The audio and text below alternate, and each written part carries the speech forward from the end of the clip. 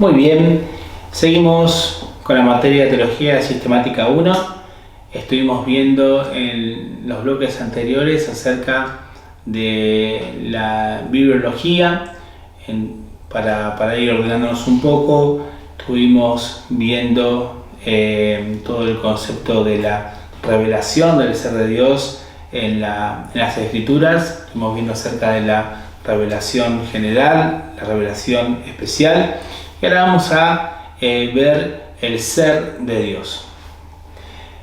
Dentro de la teología, como habíamos hablado desde el principio en los primeros bloques, pudimos entender que la teología sistemática comprende poder profundizar todo el conocimiento y la revelación del ser de Dios. Vamos a ver en estos bloques la teología propia de Dios, y vamos a ver la existencia de Dios, los nombres de Dios, los atributos, la Trinidad, la creación, la providencia divina y la glorificación de Dios. Tras establecer que la Biblia es el inspirado e inerrante fundamento para el conocimiento humano de Dios y de todas las cosas en su relación con Él, pasamos ahora a una exposición de la doctrina de Dios. En esta sección se expondrá la enseñanza bíblica sobre la existencia de Dios, sus atributos, la Trinidad, la Triunidad y obras en su decreto, creación y gobierno sobre todas las cosas fuera de su propio ser. Vamos a ver la existencia de Dios. Vamos a ver afirmaciones bíblicas, la evaluación de las pruebas naturales y la incomprensibilidad de Dios. Génesis 1:1, la Biblia dice: en el principio Dios. La Biblia no comienza con un argumento racionalista de la existencia de Dios, más bien presupone que existe, que existía antes del comienzo de todas las cosas y que solo hay un Dios. Como en todos los demás ámbitos de la teología sistemática, la fuente adecuada para la teología propia es el testimonio mismo de Dios en su palabra inspirada e inerrante. La Biblia, nuestro concepto de Dios, no proviene de abajo, de los razonamientos humanos sobre el universo, porque la razón humana es finita en sus componentes y en sus operaciones, corrupta por el pecado que habita en nosotros y por tanto nunca puede obtener por sí misma una comprensión exacta del Dios que es infinito y santo. Las pruebas de la existencia de Dios deben proceder ante todo del testimonio que Él nos ofrece de sí mismo. En la Biblia, Dios nos ha dado pruebas irrefutables de su existencia. Vamos a ver algunas afirmaciones bíblicas acerca del ser de Dios, de la existencia de Dios.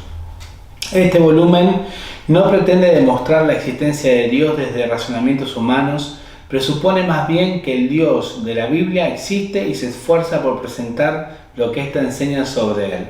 Las únicas pruebas confiables de la existencia del único Dios verdadero son sus propias afirmaciones al respecto y las de otros en su palabra inspirada. El testimonio de Dios sobre sí mismo no debe excluirse. Muy al contrario, impartido como está por su propia inspiración, su testimonio debe aceptarse como una evidencia singular y perfectamente confiable, puesto que solo la Escritura es inspirada o soplada por Dios. El primer paso en buscar en ella aquellas evidencias honestas y que trascienden las limitaciones de la finitud y corrupción intelectual humanas. Hay otro tipo de pruebas de la existencia de Dios, por ejemplo, las del ámbito de la creación, como dice Romanos 1, 19 y 20, que deben evaluarse y aceptarse solo en la medida en que concuerdan con las afirmaciones bíblicas sobre Dios. Las Escrituras afirman la existencia del único Dios verdadero, Juan 17:3.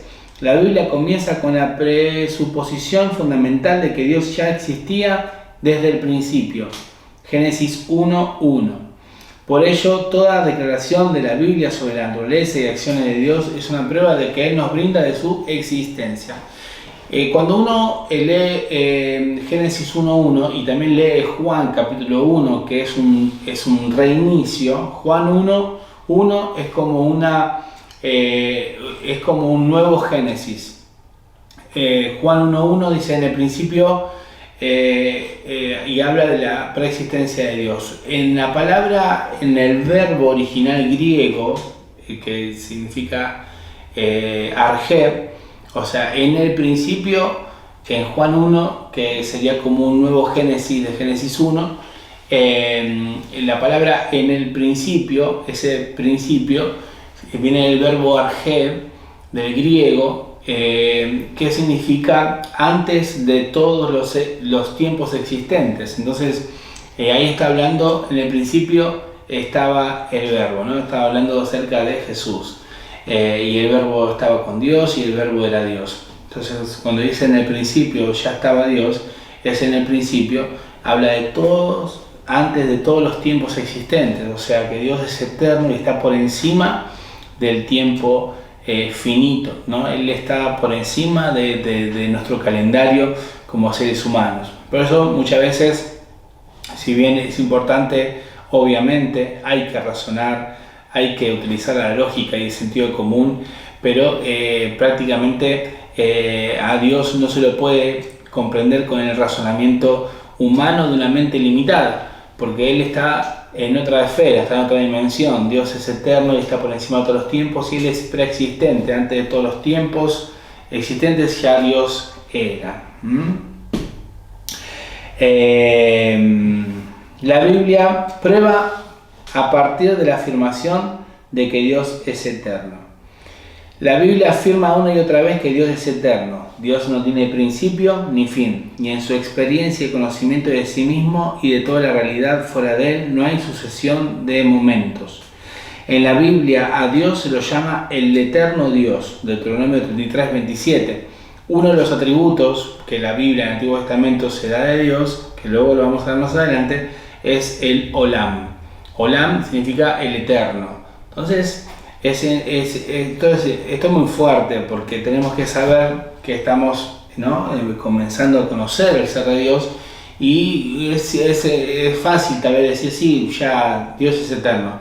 Pero cuando uno empieza a empezar a intercambiar una relación con Dios por medio de la oración, por medio del diálogo con Dios, no, porque orar es hablar con Dios, uno está empezando a tener una relación con alguien que es eterno. Entonces ya desde el vamos es como que hay una distancia muy importante, ¿no? Porque nosotros pensamos con la mente que tenemos, ¿no?, que es bien limitadita, y vivimos muchas veces en el presente y nos afanamos por el futuro y a veces nos angustiamos por el pasado y estamos anclados en ese proceso de tiempo y espacio entre lo que pasó, lo que estamos viviendo ahora y lo que ha de venir. Y eso se resume en lo que es la vida del ser humano, 80, 90, 100 años. Pero tenemos que saber que el Dios que estamos conociendo, que estamos intentando conocer, Él se mueve en la eternidad y Él es preexistente y Él ya era antes de todas las cosas. Él siempre estuvo, por eso Él siempre es y siempre será. Entonces, cuando uno empieza a tener una relación con Dios personal, es interesante conocer, ¿no?, a la persona a la cual yo me estoy dirigiendo, ¿no?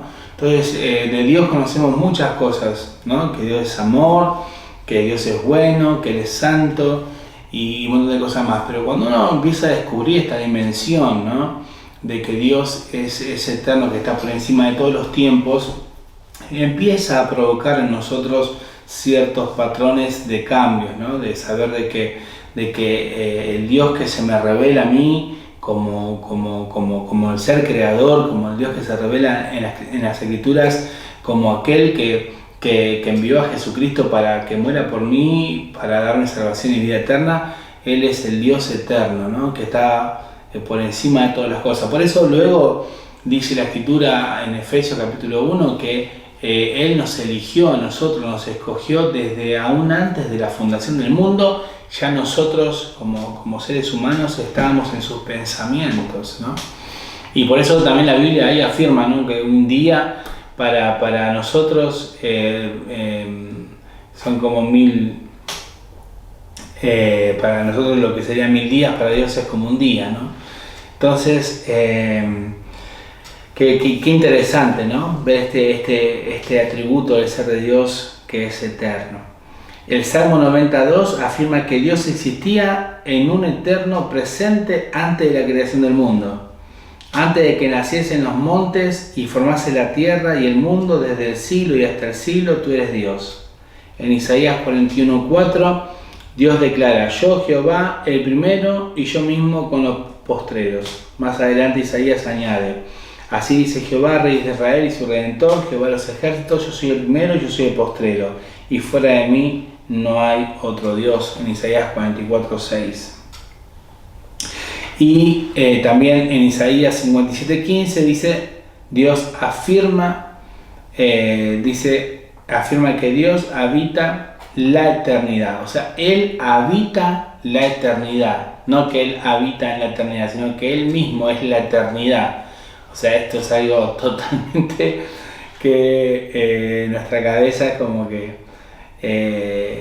no lo puede contener, ¿no? Cuando uno piensa en eternidad, que somos eternos y que Dios es eterno, es algo que escapa de nuestro razonamiento y solamente nos lleva a esa expresión de creer por medio de la fe y adorarle y glorificar su nombre por lo que Él es.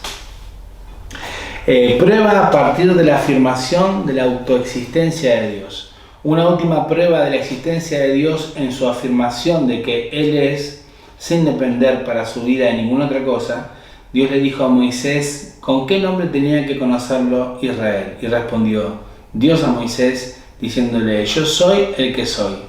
Y dijo: así dirás que a los hijos de Israel, yo soy, me envió a ustedes. En Éxodo 3:14. Dios es, ¿no? Dice yo soy. Cuando Dios le revela a Moisés diciéndole yo soy el que soy, es justamente esta descripción de que Dios es. O sea, Dios es. No depende pues de nada para su existencia. Esta deducción a partir de su nombre del pacto se refleja en las palabras del apóstol Pablo: porque de Él y por Él y para Él son todas las cosas. Ahí en Romanos 11:36. Y en el libro de los Hechos dice: el Dios que hizo el mundo y todas las cosas que en él hay, siendo Señor del cielo y de la tierra, no habita en templos hechos por manos humanos, ni es honrado por manos de hombres, como si necesitara de algo, pues Él es quien da a todos vida y aliento y todas las cosas. Podríamos seguir añadiendo pruebas bíblicas de la existencia de Dios a partir de todas las afirmaciones bíblicas sobre su ser y sus obras. No obstante, estas bastan para mostrar que Dios afirma su existencia en las declaraciones de la Biblia y como prueba principal, fundamental y más destacada por la que las personas han de creer que Él existe.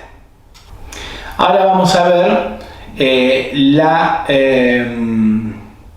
naturaleza suficientemente conocible de Dios. Las Escrituras afirman que a Dios se lo puede conocer, incluso en el ámbito de una relación personal de amistad. Por ejemplo, Dios caminaba con Adán y Eva en el huerto del Edén. Ahí lo podemos ver en Génesis 3:8. Se apareció a Moisés en la zarza ardiente, en Éxodo 3:3-4.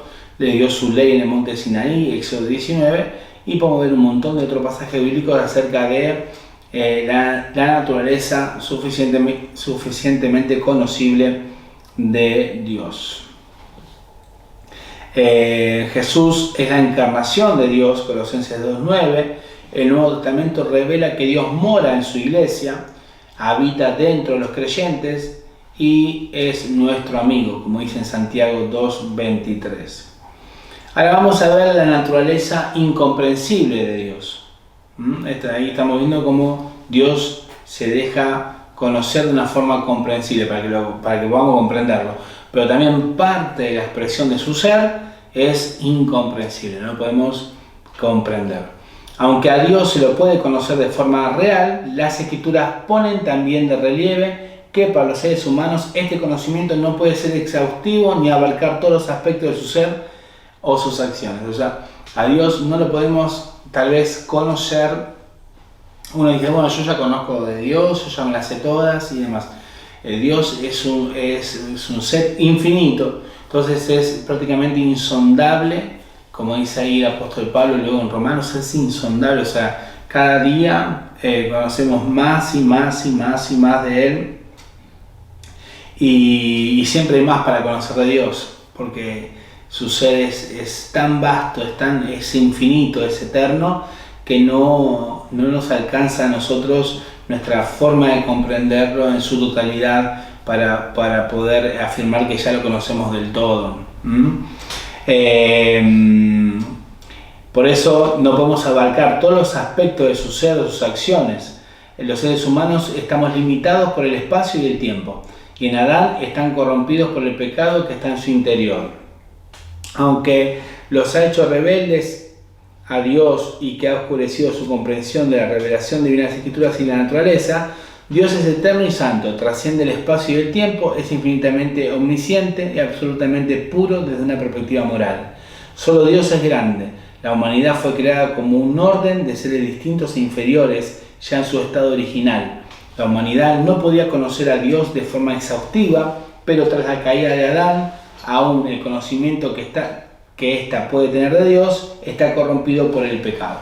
O sea, encima que tal vez el ser humano en un estado antes del pecado no lo podía conocer a Dios en toda su totalidad, menos ahora después del pecado, ya que el hombre ha caído en un estado espiritual de muerte, de separación con Dios, y por eso Dios se autorrevela, porque justamente lo que produjo el estado de pecado en el ser humano es la separación con Dios, y por ende el hombre no puede ver a Dios, porque por eso necesita la autorrevelación de Dios, ¿no? Entonces, bueno, hasta aquí vemos la revelación comprensible, la incomprensible del ser de Dios. Estuvimos viendo algo del atributo del Dios eterno, y ya luego seguimos con esta parte tan apasionante, teología sistemática acerca de la existencia de Dios.